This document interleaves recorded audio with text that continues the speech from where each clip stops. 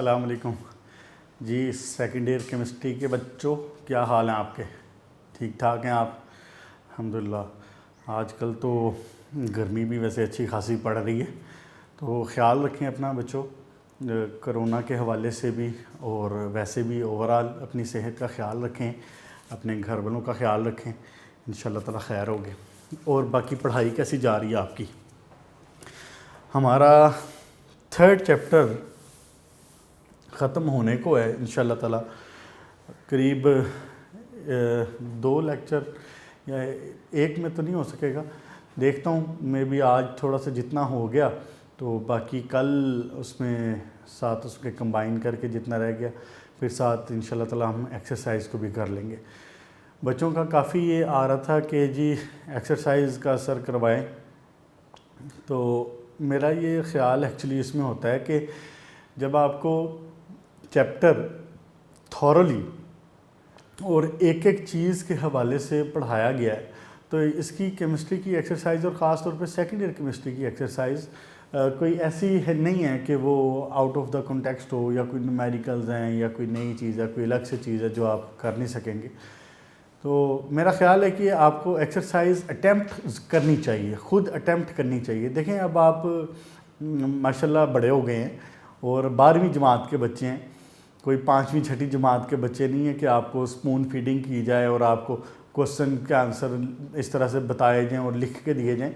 आप ख़ुद अपना कोशिश करें कि अपने आप को इस लिहाज से डेवलप भी करें। अब सिर्फ पढ़ते जाना और पढ़ के रट के नंबर लेते जाना ये काफ़ी नहीं है, और ये एजुकेशन का बेसिकली मकसद भी नहीं है। एजुकेशन वो कहते हैं ना कि क्या कहते हैं, your degree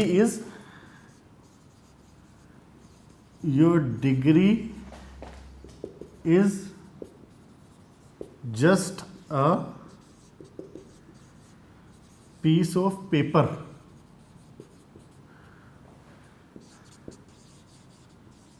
Education is the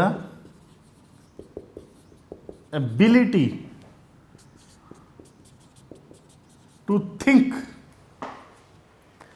आप अपने आप को डिग्रियों के हवाले ना करें, आप अपने आप को सिर्फ इस हवाले से टारगेट लेके ना चलें कि जी मैंने एफएससी की, या मैंने मैट्रिक की, या मैंने एमबीबीएस की, या मैंने इंजीनियरिंग की डिग्री लेनी है। डैट इज़ गुड आल्सो, ठीक है, वो भी होना चाहिए और बड़ी अच्छी बात है कि अल्लाह ताला आपको उसमें कामयाब करें। आप एमबीबीएस में, इंजीनियरिंग में, एफएससी, मैट्रिक, आप सारी जगहों पे कामयाब हों, लेकिन एजुकेशन का मकसद ये नहीं है। बेसिकली इस बात को समझने की कोशिश करें। आप ख़ास तौर पे साइंस के स्टूडेंट्स हैं सारे, इस बात को समझने की कोशिश करें कि एजुकेशन का मकसद सिर्फ डिग्री लेके और वेले होके बैठ जाना नहीं है।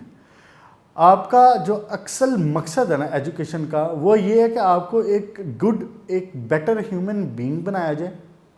दूसरी बात ये कि आप में सोचने की एबिलिटी होनी चाहिए, आप में सोचने की एबिलिटी पैदा होनी चाहिए। एक चीज़ ऐसे हो रही है तो वो चीज़ कैसे हो रही है, वो क्यों हो रही है, और उसकी क्या लॉजिक्स हैं, उसकी क्या रीजंस हैं। अच्छा, एक स्टेटमेंट लिखी हुई है तो इसका क्या जवाब होना चाहिए। मतलब आप अब माशाल्लाह एफएससी के बच्चे हैं और ठीक है, मान लिया कि आपने फर्स्ट ईयर के पेपर नहीं दिए हुए, लेकिन फिर भी चलें, पास तो सुना है आप हो गए हैं, प्रमोट तो आप हो गए हैं, तो 12वीं जमात में तो आप पहुंच गए हैं माशाल्लाह। तो अपने आप को कम से कम इस लिहाज से प्रिपेयर रखें कि अगर आपको एक पूरा पैराग्राफ या एक पूरा पेज पढ़ा है आपने, और आपसे उस पेज के कॉन्टेक्स्ट में एक शॉर्ट क्वेश्चन पूछा जाता है, तो यू शुड नो कि what you have to write. इस बात को समझ, वरना तो आपके पास टेक्स्ट बुक भी मौजूद है, नोट्स भी मौजूद हैं, देखें, रट्टा मारें और जनाब काम चलाएं, अपना भी चलाएं और बाकियों का भी चलाएं। बेहतर ये है कि आप अपने आप को थिंकिंग की तरफ लेके जाएं, आप कंसेप्ट की तरफ लेके जाएं। बेसिक मकसद मेरा ये है कहने का कि आप चीज़ों को खुद से सॉल्व करना, खुद से दिमाग लड़ाना, वो करें तो सही, कोशिश तो करें उसकी। अगर मिसाल के तौर पे उसमें नहीं हो रहा कोई इशू है तो we are here, obviously we are here, हम बताएंगे जो भी आप पूछें। अब बच्चे मेरे से पूछ रहे हैं उसके ऊपर LMS के ऊपर जो क्वेश्चन आ रहे हैं उनके मैं मोस्टली रिप्लाई कर रहा हूँ, साथ में रिप्लाई कर रहा हूँ, और जिनका रिप्लाई वहाँ पे नहीं हो पाता यानी kind of it require some explanation, तो उनको मैं कह रहा हूँ कि ठीक है जी आपको इंशाल्लाह वीकेंड पे जवाब मिल जाएगा, वीकेंड पे जो अब क्वेश्चन आंसर का सेशन होगा उसमें जवाब मिल जाएगा। और ऐसा हो भी रहा है, 2 सेशन हमारे हो चुके हैं, इंशाल्लाह तीसरे में भी बाकी हो जाएगा। लेकिन मैं ये चाह रहा हूँ कि आप थोड़ी ब्रेनस्टॉर्मिंग किया करें सॉरी, अपना थोड़ा सा यानी जहन लड़ाएं उस मामले के ऊपर कि मैं इसका जवाब कैसे होना चाहिए, इसका हल कैसे होना चाहिए। तो फिर अगर ऑब्वियसली कोई मसला है तो फिर हम बता रहे हैं आपको बिल्कुल ऐसे ही। तो मैंने आपको उस दिन भी लास्ट टाइम शायद क्वेश्चन आंसर के सेक्शन में बच्चों ने पूछा था, तो मैंने आपको कहा था कि हम ऐसा करेंगे कि चैप्टर के लास्ट में इंशाल्लाह ताला एक्सरसाइज को बाकायदा डिस्कस कर लिया करेंगे एक बार, ओवरऑल जो उसमें इंपॉर्टेंट हैं, जो क्वेश्चंस डिस्कस हुए हैं। अव्वल तो चीज़ें वही होती हैं सारी जो चैप्टर में हो चुकी होती हैं, लेकिन फिर भी चलें एक नज़र लगा लेंगे उसके ऊपर, और कोशिश करेंगे कि एक लेक्चर और कोई लगा के तो हम ना फर्स्ट और सेकंड जो चैप्टर है उसकी एक्सरसाइज को भी एक दफ़ा गो थ्रू कर लें। लेकिन बट स्टिल मैं आपको ये कह रहा हूँ कि आप एक्सरसाइज एटलीस्ट खुद करने की कोशिश करें। आपको अपने आप पे कॉन्फिडेंस होना चाहिए कि आपने जब पूरा चैप्टर 1 पढ़ा है और आपको पूरा वो चैप्टर अच्छे तरीके से एक्सप्लेन किया गया है। अब देखना, अब आप 3rd चैप्टर का देखना, इसकी एक्सरसाइज देखेंगे इंशाल्लाह ताला हम, आप देखिएगा, मुझे बताइएगा उसमें से कौन सा क्वेश्चन ऐसा जो आपने नहीं किया हुआ। तो आपको वो चीज़ें पता है तो फिर आपको कॉन्फिडेंस भी होना चाहिए, आप उसको देखें और इंशाल्लाह ताला उसको अटैम्प्ट करें, उसमें क्या मसला है। तो बहरहाल आए बच्चों, इंशाल्लाह ताला हम पहुँच गए थे लास्ट टाइम अब सिलिकॉन्स। मैंने सिलिकॉन्स की प्रिपरेशन आपको बता दी थी। अच्छा, सिलिकॉन्स की एक छोटी सी ना डेफिनेशन लिख लें, ये बेहतर होगा आपकी एक्सप्लेन करने के लिए कि सिलिकॉन्स हैं क्या। फिर एक बार हम रिपीट कर लेते हैं, एक बार ओवरव्यू ले लेते हैं कि लास्ट टाइम क्या पढ़ा था हमने। सिलिकॉन्स ये शुरू करते हैं आज, और पेज नंबर है टेक्स्ट बुक का 49। अच्छा, एक बात और, यहाँ से ना ऑनवर्ड यानी पेज नंबर 49 से सिलिकॉन्स के टॉपिक से ऑनवर्ड हमने सिलिकॉन की प्रॉपर्टीज़ एंड यूजेस देखने, उसके बाद हमने एक टॉपिक देखना है सेमीकंडक्टर का, और उसके बाद हमने देखना है लेड के जो ऑक्साइड्स हैं, तो लेड के कंपाउंड हैं, उनकी अहमियत क्या है और उनके कुछ केमिकल रिएक्शन। बेटा यहाँ से ऑनवर्ड ना आई रिकमेंड कि आप ना ये सारा उधर से करें, नोट से करें, क्योंकि बुक में इसने चीज़ों को तरतीब से नहीं लिखा हुआ, चीज़ों को हेडिंग के साथ नहीं लिखा हुआ, चीज़ों के पॉइंट्स नहीं बनाए हुए। तो यहाँ से ऑनवर्ड अगर आप बुक से उसे नोट से करते हैं तो आपके लिए हेल्पफुल होगा, वो बेटर होगा आपके लिए इस लिहाज से। अच्छा जी, सिलिकॉन्स होते क्या हैं? कहते हैं कि जी the polymers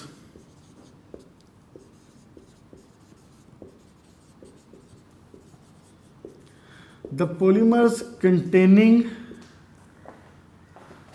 silicon oxygen chain and alkyl group attached to the silicon atoms. अब ये ना इसने टेक्स्ट बुक में नहीं लिखी हुई इसकी डेफिनेशन, तो बेटर है कि आप ये डेफिनेशन लिख लें। 2 नंबर का कोई शॉर्ट क्वेश्चन पूछ लेता है तो ऑब्वियसली आपको बताना पड़ेगा कि सिलिकॉन्स होते क्या हैं। तो आप उसमें कहेंगे कि the polymers containing silicon oxygen chain and alkyl groups attach to the silicon atoms. आप ज़रा जहन में दोबारा वो दोहराएं ना, हमने क्या बात की थी उस दिन कि जैसे कि कार्बन है, कार्बन CCl4 बना सकता है, कार्बन हाइड्रोजन के साथ मिलके हाइड्राइड बना सकता है। इसी तरह कार्बन अपने ही जैसे मज़ीद कार्बन्स के साथ अटैच हो सकता है। लेट्स से मैं कहता हूँ कि ये अपने चारों तरफ 3 कार्बन्स के साथ अटैच हुआ है, उस बच्चे को एक इनाम मिलेगा, जो बच्चा इसका नाम बता देगा। इसका नाम कोई बता सकता है? आपने मैट्रिक में 10th में चैप्टर में पढ़ा था ये, तो कोशिश करें वैसे अगर जहन में आता है कोई तो। आपको याद है एक आइसो, एन, नियो, ये वाली आपने बात वहाँ पे पढ़ी थी। तो इसका नाम होता है बेटा नियोपेंटेन। नियोपेंटेन इंशाल्लाह ताला सेकंड इसमें जब हम पढ़ेंगे ना ऑर्गेनिक केमिस्ट्री में, तो पूरी ऑर्गेनिक केमिस्ट्री हमने यही बातें डिस्कस करनी है। तो फिलहाल सिर्फ इतना सब बता देता हूँ कि ओवरऑल कार्बन एटम देखे जाते हैं कि कार्बन एटम कितने हैं, 1 2 3 4 5 है कार्बन एटम। पेंटेन 5 मतलब वहाँ से आ गया। और नियो कहते हैं ऐसी सिचुएशन को जब दरमियान में कार्बन लगा हुआ है और उसके साथ कोई हाइड्रोजन नहीं है, सारे उसके साथ कार्बन ही अटैच हैं। अब आपको याद होगा n pentane, n butane, n octane, और उसके बाद जनाब आइसो ब्यूटेन, आइसो पेंटेन वगैरह ये सारे भी थे। ये इंशाल्लाह वक्त आने पे साथ ही करेंगे, फिलहाल इनके ऊपर वक्त लगाने की ज़रूरत नहीं है। तो मैं भी ये बात कर रहा था कि carbon has the ability that it can be surrounded by the same carbon atoms as well as halogen atom as well as hydrogen atoms. ये किसी के साथ भी इस तरह से बॉन्ड बना सकता है, वो कार्बन को आके सराउंड कर सकते हैं। तो सेम वाइज हम ये बात की थी लास्ट टाइम कि जैसा ये कार्बन ये काम कर रहा है तो ऐसा ही काम सिलिकॉन भी कर सकता है। ये बात हमने की थी लास्ट टाइम कि यही काम सिलिकॉन भी कर सकता है। लेट्स से मैं कहता हूँ कि सिलिकॉन का एक एटम है एंड इट इज़ इन सच अ वे कि CH3 यहाँ पे लगा हुआ है। देखें कुछ भी अटैच हो सकता है ना, जैसे मैंने अभी बात की है इसके केस में, कार्बन के केस में। तो लेट्स से ये एक एटम है सिलिकॉन का और 4 बॉन्ड्स ये बना रहा है और 2 इसके साथ क्लोरो लगे हुए हैं और 2 इसके साथ मिथाइल लगे हुए हैं। इनका मैंने आपको शायद लास्ट टाइम बात की थी कि इसको मिथाइल कहते हैं। क्यों इसको मिथाइल कहते हैं? ये बेसिकली मीथेन से जनरेट हुआ है ना। मीथेन का मतलब है CH4, कार्बन टेट्राहाइड्राइड जो है इसको मीथेन कहते हैं। तो मीथेन में से अगर आप एक हाइड्रोजन निकाल दें, नेगेटिव हाइड्रोजन मैंने लिखा है, तो पीछे क्या बचा? 3 hydrogen and 1 bond will be there. तो ये बॉन्ड किसी के साथ भी कार्बन सेटल कर सकता है, किसी के साथ भी बना सकता है। तो इसको हम कहते हैं मिथाइल। मीथेन से क्या बन जाता है फिर ये? मिथाइल। इसी तरह अगर ईथेन होगा तो इथाइल, इसी तरह प्रोपेन होगा तो प्रोपाइल, कुछ भी हो सकता है। तो हमने एक सिचुएशन, एक सिनेरियो इमेजिन किया है जिसमें हमने देखा है कि silicon is there and it is bonded to 2 chloro atoms and 2 methyl atoms. Clear हो गया जी बात? अच्छा, अगर हम ये बात इसको चलाएं और हम कहें कि जनाब इसको आपने वाटर के साथ रिएक्शन करवा दिया है, इसको आपने पानी में डिज़ोल्व किया है, आपने इसका वाटर के साथ रिएक्शन करवाया, तो वाटर क्या है? बेसिकली HOH है ना। वाटर का क्या मतलब है? HOH। तो होता क्या है कि ये यहाँ से इस Cl को पकड़ता है और ये HCl बनाता है। मुझे याद पड़ता है लास्ट टाइम मैंने आपसे बात की थी कि HCl इसमें बन जाता है साथ में, कि पहले और 7वें ग्रुप की एफिनिटी जो है ना ये बेतहाशा है। पहले और 7वें ग्रुप के एलिमेंट्स को जहाँ मौका मिलेगा ये एक दूसरे को उसकी तरफ जाना पसंद करेंगे, एक दूसरे को ज्वाइन करना पसंद करेंगे, ये दौड़ के जाएंगे एक दूसरे की तरफ। आप आगे जाके भी देखेंगे ऑर्गेनिक केमिस्ट्री में हम इनकी इस एबिलिटी का बहुत फ़ायदा उठाते हैं अपने कंपाउंड्स बनाने के लिए, कि पहले ग्रुप का कोई एलिमेंट किसी जगह पे लगा हुआ, उसको 7वें ग्रुप का एलिमेंट दिखाया, वो पहले ग्रुप वाला सारा कुछ छोड़ छाड़ के दौड़ के 7वें की तरफ आ जाएगा। यही काम जो यहाँ पे हुआ है। अब इसमें भी Cl H के साथ मिलके HCl बना देता है। नेगेटिव HCl से मुराद मेरी यहाँ पे ये कि HCl निकल गया, इसको यूँ भी कह सकते हैं या उसको यूँ भी कह सकता हूँ कि सिलिकॉन CH3 प्लस HCl, तो बात एक ही है। अच्छा जी, यहाँ पे फिर हुआ क्या? अब हुआ क्या उसके बाद? देखिए, अब जब AH और Cl बीच में से निकल गए तो now OH has no other option कि वो उसके साथ अटैच ना हो, उसको अटैच होना ही पड़ेगा। OH यहाँ पे अकेला रह गया ना, इसी तरह ये बॉन्ड भी खाली पड़ा हुआ, तो OH को यहाँ पे अटैच होना ही पड़ेगा आके। तो फिर सिनेरियो बन जाता है ये वाला OH, दोनों तरफ हाइड्रोक्सिल लग जाते हैं।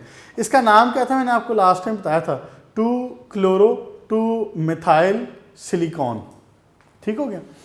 अच्छा, अब इसमें दोनों तरफ आके हाइड्रोक्सिल लग गए और ऊपर 2 मिथाइल ग्रुप पहले के लगे हुए हैं। अब फर्दर इसमें क्या होता है कि अब देखें ना, आप ये रिएक्शन किसी बीकर में करवा रहे हैं, किसी इंडस्ट्री में करवा रहे हैं, किसी चीज़ में करवा रहे हैं, तो वहाँ पे कोई अकेला ये मॉलिक्यूल तो मौजूद नहीं है ना। ये वाला जो कॉम्प्लेक्स है, ये वाला जो मॉलिक्यूल है, ये कोई अकेला तो मौजूद नहीं है वहाँ पे। इसके इर्द गिर्द दाएं बाएं ऊपर नीचे आगे पीछे हज़ारों इस तरह के सेम मौजूद हैं। ये क्या करता है, ये अपने ही जैसे एक और के साथ मिलके, अब आपने यहाँ से इस बात से कंफ्यूज नहीं होना कि यहाँ पे मैंने एक लिखा था और मैंने आगे से 2 जनरेट कर दिए हैं। मैंने ये 2 जनरेट नहीं किए, मैंने आपको बताया ये सम अदर है, ये कोई और मॉलिक्यूल है। ये क्या करते हैं, ये आपस में मिलते हैं and they turn to form, क्या बन गया, वाटर बन गया। ऐसे कर दूं, नेगेटिव वाटर निकल गया बीच में। अब वाटर जब निकलता है तो सिचुएशन क्या बनी, देखें यहां पे हाइड्रोजन और हाइड्रोक्सिल निकल गया, इसका ये बॉन्ड खाली हो गया, यहां पे ऑक्सीजन बचा। इसी तरह इस हाइड्रोक्सिल के साथ भी ऐसा ही कोई मामला पेश आएगा ना, अपने से इधर वाले मॉलिक्यूल के साथ। इस हाइड्रोक्सिल के साथ भी ऐसा ही मामला पेश आएगा अपने से आगे वाले मॉलिक्यूल के साथ। तो ये क्या होगा, वाटर पे वाटर निकलता चला जाएगा और साथ में ये पूरा जो कंपाउंड है ये इस कंपाउंड के साथ जुड़ जाएगा थ्रू ऑक्सीजन। तो सिचुएशन क्या बनेगी हमारे पास, सिलिकॉन ऑक्सीजन सिलिकॉन। देखा, इसी तरह ये वाला हाइड्रोक्सिल भी आगे किसी के साथ अटैच होगा तो उसका ऑक्सीजन यहां पे आपको मिल जाएगा, लिख सकता हूं ना फिर ऐसे। इसी तरह इस हाइड्रोक्सिल के साथ भी यही होगा, ऑक्सीजन। क्लियर, इसको तो मैंने छेड़ा ही नहीं है, मिथाइल ये तो ऐसे ही चलता आ रहा है, तो ये इसके ऊपर मौजूद है। तो क्या ये आपके सामने एक पॉलीमर नहीं तैयार हो गया, ये देखें, ये आपके सामने एक पॉलीमर बन गया ना, एक चेन है ना जो चलती चली जा रही। तो मैंने अभी जो डेफिनेशन आपको लिखवाई उसमें मैंने क्या लिखवाया आपको, यही कि एक पॉलीमर है, silicones are a kind of polymer जिसमें सिलिकॉन ऑक्सीजन की चेन चल रही, सिलिकॉन ऑक्सीजन चेन चल रही है। और साथ में क्या चीज़ अटैच है, हर सिलिकॉन के साथ अल्काइल ग्रुप अटैच है। ये अल्काइल ग्रुप अटैच है, वर्ड मैंने वहाँ यूज़ किया था अल्काइल, मिथाइल, इथाइल, प्रोपाइल जिक्र किया मैंने, जनरल नाम अल्काइल, अल्केन, अल्कीन, अल्काइन, याद है, अल्केन से जनरल नाम अल्काइल। क्लियर, इसी तरह मीथेन, ईथेन, प्रोपेन, ब्यूटेन जो आप पढ़ते थे उनका जनरल नाम क्या था, अल्केन। उनसे बना क्या, मिथाइल, इथाइल, प्रोपाइल, ब्यूटाइल, इनका जनरल नाम क्या है, अल्काइल। क्लियर, वहां पे वर्ड यूज किया था अल्काइल का। ओके, ये देखेंगे अब इसके साथ हर एक के साथ सिलिकॉन के साथ अल्काइल ग्रुप जो है वो अटैच। अब तो यहाँ पे मिथाइल हो, इथाइल हो, प्रोपाइल हो, की फर्क पैदा है, मुझे उससे क्या फर्क पड़ता है, मुझे जो जरूरत, जिस चीज की जरूरत है मैं उसको अटैच करता हूं और उसके लिहाज से कॉम्प्लेक्स बना लेता हूं, उसके लिहाज से कंपाउंड बना लेता हूं। इसमें कोई मुश्किल है बात। अच्छा, अब ये इस चेन की लेंथ को मैं कंट्रोल भी कर सकता हूं। अब हम आते हैं प्रॉपर्टीज एंड यूजेस के ऊपर, पेज नंबर 50 के ऊपर आए ना जरा। ये सारी बातें इसने यहाँ पे लिखी हुई हैं छोटी सी, और एक्सप्लेन इसने किया हुआ बहुत ज़्यादा, इतना ज़्यादा की ज़रूरत नहीं है। आप सिर्फ इसकी डेफिनेशन जेन में रखें, एग्जाम्पल जेन में रखें, ये इक्वेशन जेन में रखें, सिलिकॉन्स एक्सप्लेन हो जाता है कि ये क्या है। फर्दर क्या आता है, प्रॉपर्टीज और यूजेस आते हैं। अच्छा, प्रॉपर्टीज की बात करें, अब यहाँ तक बातें क्लियर है सारी। अब हम आते हैं इसकी प्रॉपर्टीज के ऊपर कि इसको पढ़ना इतना ज़रूरी क्यों है या इसकी क्या इंपॉर्टेंस है। इसकी इंपॉर्टेंस बड़ी इंपॉर्टेंस है इसकी। एक्चुअली इसके जो प्रॉपर्टीज है ना इसकी, ये बड़ी इंटरेस्टिंग है। प्रॉपर्टीज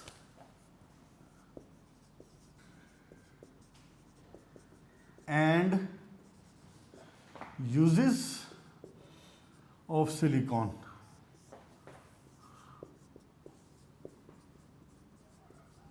ये लें जी,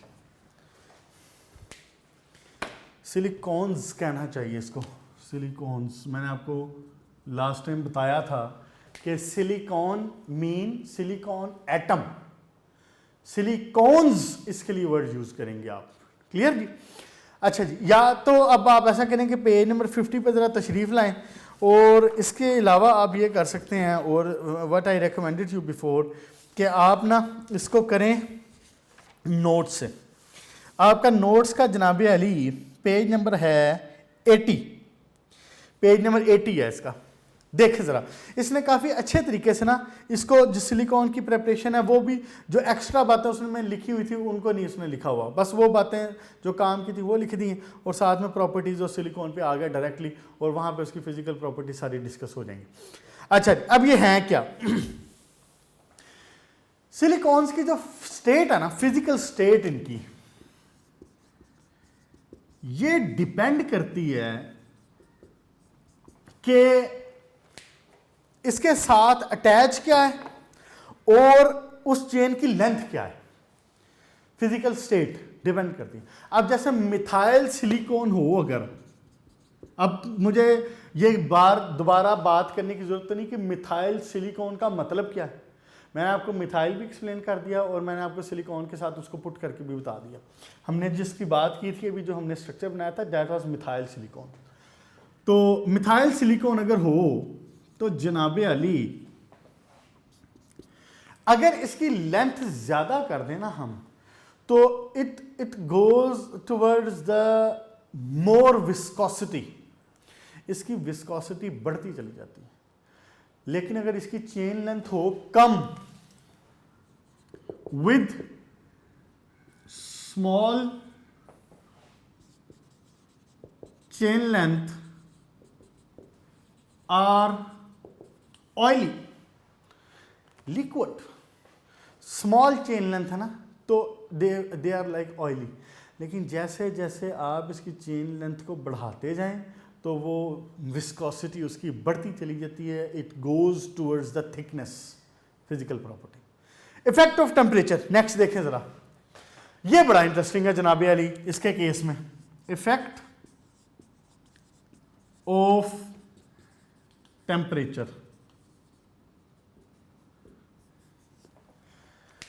मामला यह है कि हमें यह पता है कि किसी भी चीज का जब टेम्परेचर बढ़ाया जाता है तो इसकी विस्कोसिटी कम होती है।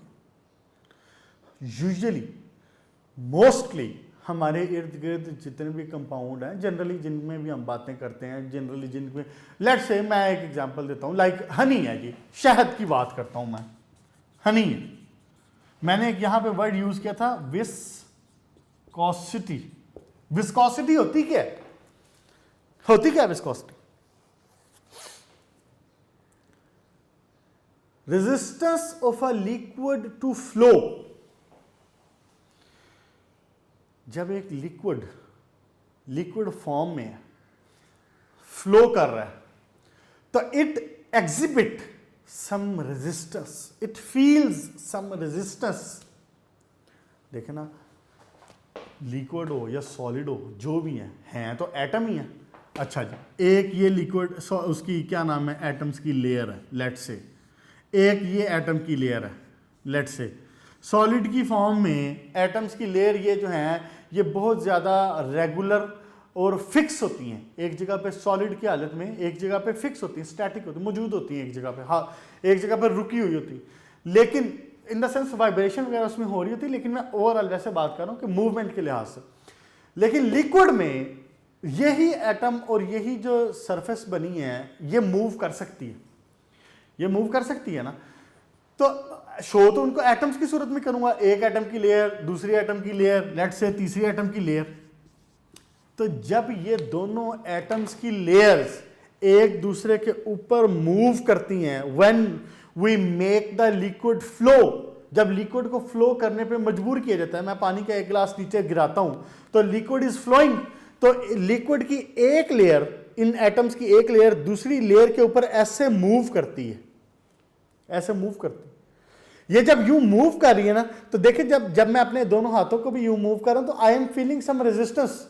इसी तरह it also feels resistance. This is the viscosity, उसकी resistance to flow for the liquid. तो ये विस्कोसिटी होती है। अब हनी है, आप पानी का एक गिलास गिराते हैं तो वो दौड़ के जनाब यहां से वहां तक चला जाता है। लेकिन जब आप एक शहद का गिलास गिराते हैं तो वो यहां से वहां तक मूव नहीं कर पाएगा, ऐसे ही होगा। दूसरी बात, जब आप देखते हैं कि जिस सर्दियां हैं तो जो शहद है उसकी बोतल पड़े पड़े जम जाती, और गर्मियां हो तो शहद की लिक्विड फॉर्म में हालत में मौजूद रहता है। What does it mean? It means कि with the increase in temperature there is a decrease in viscosity. ठीक हो गया? ऐसे होता है, सारे लिक्विड ऐसे करते हैं। अब मामला यह है कि जब इंडस्ट्री में जब कोई मैकेनिकल वर्क हो रहा हो, कोई मोटर चल रही है, कोई पंप चल रहा है, कोई गाड़ी चल रही है, कार चल रही है, बाइक चल रही है, some mechanical work is being happening, कुछ हो रहा है वहां पे, सम मशीनरी इज वर्किंग। तो जब एक मशीनरी वर्क कर रही है तो there will be some kind of interaction with the other surface machinery, जैसे पंप, लिक्विड, कोई भी चीज हो वो मूव कर रही हो तो यूजुअली ये होता है एक दूसरी सरफेस के साथ वो यूं मूव कर रही होगी। ये जो मूव करना ना, इसके मूव करने को हम चाहते हैं कि ये एक अच्छे फॉर्म में, एक रेगुलर फॉर्म में ये मूवमेंट होती रहे। आप गाड़ी में ऑयल चेंज कराते हैं, आप गाड़ी में मोबिलाइल डलवाते हैं, इंजन ऑयल जिसको कहते हैं, एक तो पेट्रोल डलवाते हैं ना, एक आप गाड़ी में, बाइक में इंजन ऑयल डलवाते हैं। उसका क्या काम है? इंजन ऑयल का क्या काम है कि जब इंजन काम कर रहा हो, वर्क कर रहा हो, तो उसके जो पार्ट्स आपस में रेजिस्टेंस प्रोड्यूस कर रहे हैं उसको रिड्यूस किया जाए, अदरवाइज वो हॉट हो जाएगा, वो जल्दी गर्म हो जाएगा। और ऐसा होता भी है, आपने ऑयल चेंज बहुत अरसा ना करवाया हो या ऑयल आपका लीक हो गया हो तो कहते हैं जी इंजन सीज हो गया, इन गाड़ी का हो या बाइक का हो तो वर्ड यूज करेंगे इंजन सीज हो गया। सीज क्यों हो जाता है? क्योंकि आपने वो जो ऑयल जिसने उसकी रेजिस्टेंस को कम करना था और उसके फ्लो को मेंटेन रखना था, उसकी वर्किंग को बरकरार रखना था, आपने वो ऑयल बीच में से रिमूव कर दिया, तो उसकी वजह से पार्ट्स आपस में टच हो कि उन्होंने रेजिस्टेंस कॉज की और वो गर्म हो गए, हॉट हो गए और इवेंचुअली वो यानी काम करना छोड़ देंगे। हम इसके लिए फिर वैक्सेस यूज़ करते हैं, हम इसके लिए, इस काम के लिए पेट्रोलियम की मसनूआत इस्तेमाल करते हैं। पेट्रोलियम की वैक्सेस यूज़ आपके घर में भी होगी, पेट्रोलियम जेली, वैजलीन जिसको आप बोलते हैं। वैजलीन क्या है? वो पेट्रोलियम जेली है, petroleum jail.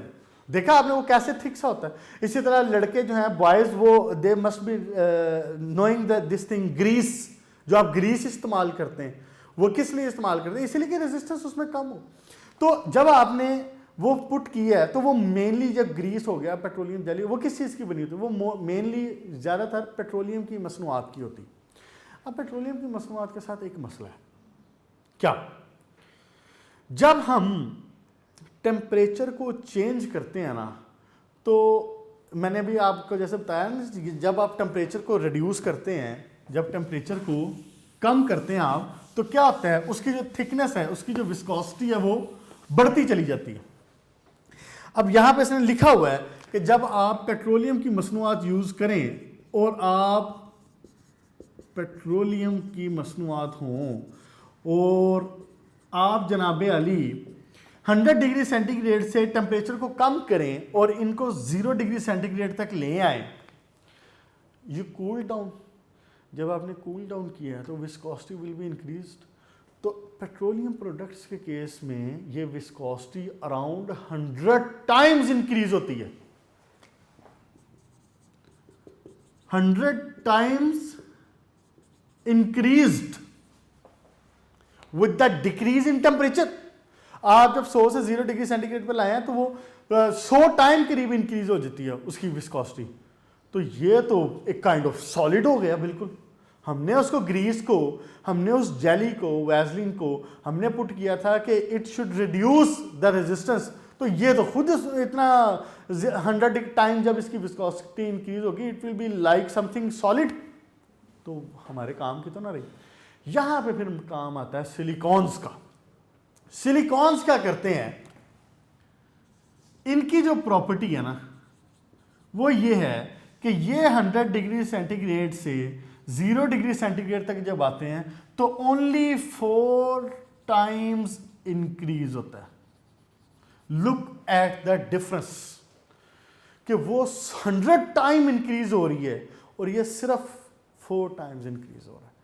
So silicons have lots of its uses, its application in the industry where the mechanical work is happening. ठीक हो गया? ये इंपॉर्टेंट शॉर्ट क्वेश्चन है। और उसने ये बोर्ड में पूछा हुआ है कि जी बताएं कि सिलिकॉन की जो विस्कोसिटी है how does it change with the temperature. फिर एक और आपका एक्सरसाइज का क्वेश्चन है, वो कहता है कि जी why silicones are better than the petroleum product. Clear होगी बात, ये इन सारी बातों का जवाब हो गया। अच्छा जी नेक्स्ट देखें जरा, अब बेटा ये देखें ना पेज नंबर 81 पे इसने यूजेस की हेडिंग देके use as lubricants, rubber tube, ये सारे इसने बता दिया हुआ है। तो रबर भी यहाँ पे रबर ट्यूब और शीट्स के तौर पे इस्तेमाल होता है जब इसमें ना इसका मिथाइल सिलिकॉन ही आप यूज़ करें लेकिन इनके मॉलिक्यूलर मास को बढ़ा दें। जब आप मॉलिक्यूलर मास को बढ़ा दें ना यानी चेन लेंथ को बढ़ा दें तो it becomes like a rubber, एक रबर की तरह हो जाता है। तो हम इसको रबर के तौर पे भी इस्तेमाल करते हैं सिलिकॉन्स को। अच्छा फिर एक और पॉइंट है इसका इलेक्ट्रिकल, आसान सी बातें सारी, उसमें कोई मुश्किल नहीं है, सिर्फ ये विस्कोसिटी वाली बात थोड़ी सी थी। अच्छा जी इलेक्ट्रिकल इंसुलेशन, तो आप इलेक्ट्रिकल इंसुलेशन के लिए भी इस्तेमाल कर सकते हैं इसके लिए। बिल्कुल आप मुझे बताएं आपने इलेक्ट्रिकल इंसुलेशन के लिए कहीं देखा है इसको इस्तेमाल होते हुए? अगर आपने कभी इत्फाक हुआ हो आपको अपना लैपटॉप या आपको अपना मोबाइल देखने का और उसके अंदर का जो बोर्ड होता है वो देखने का, अगर आपने कभी अपने लैपटॉप की अपने कंप्यूटर की कभी रैम देखी हो या उसका मदर बोर्ड होता है वो देखा हो तो आपने देखा होगा कि वो ग्रीन कलर का एक बोर्ड है और उस बोर्ड के ऊपर डिफरेंट जो है ना ऐसे ग्रीन कलर का एक बोर्ड है और उस बोर्ड के ऊपर डिफरेंट जगह पे जो उसके कॉपर के पार्टिकल्स लगे हुए हैं और वो करंट फ्लो करने के लिए और जो कुछ भी मामला करने के लिए लगे हुए हैं, हमारा उसके साथ कोई ताल्लुक नहीं फिलहाल, वो लगे हुए अपनी जगह पे। लेकिन आपने नोटिस किया होगा उसके ऊपर इस यानी बोर्ड के ऊपर इसके ऊपर एक बारीक सी शाइनी लेयर होती है। वो बारीक सी शाइनी लेयर सिलिकॉन्स की होती है। वो क्या कर रही होती है? वो बेसिकली इलेक्ट्रिकली इंसुलेट कर रही होती है कि ये वाला टांका जो लगा हुआ है ये इस टांके के साथ किसी सूरत टच ना हो। अगर मैंने इस बोर्ड के करीब यहाँ पे ऊपर एक और रैम लगा दी है या कुछ और ग्राफिक कार्ड लगाया हुआ है तो उसका भी कोई इंसुलेशन उसकी आपस में बरकरार रहे, उसके कोई टांके कोई कॉपर की चीज़ आपस में टच ना हो, इंसुलेशन रहे उसमें। फिर एक और बात, बड़ा अहम पॉइंट, वाटर रिपेलेंट है ये। ऐसे बेहतरीन वाटर रिपेलेंट हैं सिलिकॉन्स के वाटर को अपने करीब नहीं भटकने देते। ये क्या है? Water repellent. तो इनका ये भी एक बड़ा इस्तेमाल है, ये भी एक इनका बड़ा इस्तेमाल। आप किसी भी सरफेस के ऊपर which you want to protect from the water, आप उसके ऊपर एक बारीक सी लेयर लगा दें बस, उसके बाद मुतमईन हो जाएं आप। आपने देखा है इलेक्ट्रिकल वायर्स के ऊपर, जैसे अभी मैंने मदरबोर्ड, रैम्स, ग्राफिक कार्ड इनकी बात की तो इनके ऊपर जो सिलिकॉन की लेयर लगी थी वो बेसिकली ये काम भी कर रही थी। वो उसकी ह्यूमिडिटी से भी बचा के रखेगी उसको। वाटर रिपेलेंट है, ह्यूमिडिटी नहीं होगी, कोई इस तरह का मामला नहीं होगा कि पानी खुदा न खास्ता गिर जाता है तो भी इतना डैमेज नहीं होता उसका, और उसका ये सारा फ़ायदा। आप इसके इस्तेमालात से अंदाज़ा लगाएं ना कि अमेरिका में, मैंने लास्ट टाइम शायद जिक्र किया था, पूरी सिलिकॉन वैली बनाई गई है। And silicon valley means it is a city of the main manufacturer of the world like Google, Apple और जो IBMs, इनके ऑफिसेज हैं यहाँ पे सिलिकॉन में। सैन फ्रांसिस्को में ये है और इट लाइक जैसे आपका इंडस्ट्रियल स्टेट होता है ना, सुंदर इंडस्ट्रियल स्टेट है, इस तरह उन्होंने इसका नाम सिलिकॉन वैली रखा हुआ है। इसकी इंपॉर्टेंस देखें आप, इनके इस्तेमाल देखें आप। ठीक हो गया बेटा। इसके बाद हमने इसको रखना है यहीं तक, आज यहीं तक रखते हैं इसको। इसके बाद इंशाल्लाह नेक्स्ट लेक्चर में हम ना सेमीकंडक्टर और ऑक्साइड्स की तरफ आएंगे। तो ठीक है, आज हमने देख लिए हैं कि सिलिकॉन्स क्या। उस दिन लास्ट लेक्चर में मैं सिलिकॉन को मुकम्मल तौर पे एक्सप्लेन नहीं कर पाया था, तो लेकिन आई वांटेड कि आपको वहाँ पे भी एक kind of point something thought to something सोचने के लिए कोई थॉट दे जाऊँ। तो आज मैंने आपको इसीलिए वो दोबारा रिपीट भी कर दिया और मज़ीद डिटेल में एक्सप्लेन हो गया वो। और उसके बाद हमने इसके यूजेस डिस्कस कर लिए हैं। ये इंपॉर्टेंट क्वेश्चन है शॉर्ट क्वेश्चन के हवाले से, तो यहाँ तक रखें, इसको याद कर लें, इसको अच्छे तरीके से, अपना ख्याल रखें, घर वालों का ख्याल रखें। इंशाल्लाह ताला नेक्स्ट लेक्चर जो होगा हमारा वो होगा सेमीकंडक्टर्स पे। मुलाकात होगी फिर। Good luck.